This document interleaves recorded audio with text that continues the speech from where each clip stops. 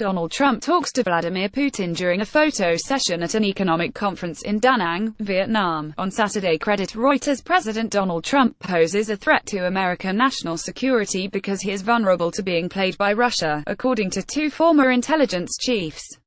Their comments on Sunday came after Mr. Trump tried to walk back his claim that he believed Vladimir Putin's denials that Russia did not meddle in last year's American election. But John Brennan, former director of the CIA, and James Clapper, former director of the National Security Agency, condemned his refusal to push back hard against the Russian President Putin and his role in trying to sway the outcome. Mr. Brennan told CNN's State of the Union, "I think it demonstrates to Mr. Putin that Donald Trump can be played by foreign leaders who are going to appeal to his ego and try to play upon his insecurities, which is very, very worrisome from a national security standpoint."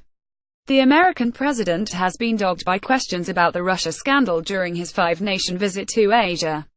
Donald Trump talks with Rodrigo Duterte, president of the Philippines, during a gala dinner after arriving in Manila on the final leg of his five-nation tour of Asia. Credit Reuters. On Saturday, Mr. Trump said he accepted the sincerity of Mr. Putin's denials. "Every time he sees me, he says I didn't do that. And I really believe, that when he tells me that, he means it," he told reporters aboard Air Force One. Later that day, he tried to clarify his remarks, insisting he did trust his intelligence agencies, which had come to a different conclusion. "I believe that Mr. Putin feels that he and Russia did not meddle in the election," said Mr. Trump at a news conference in Hanoi.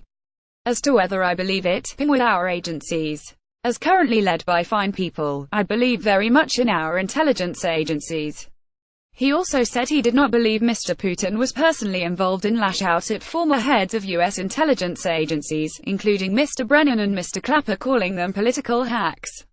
The CIA and other agencies have presented evidence that Russian officials, directed by Mr. Putin, tried to help Mr. Trump defeat his rival, Hillary Clinton. A federal investigation into whether Mr. Trump's team colluded with that effort has already led to charges against 3 members of the campaign.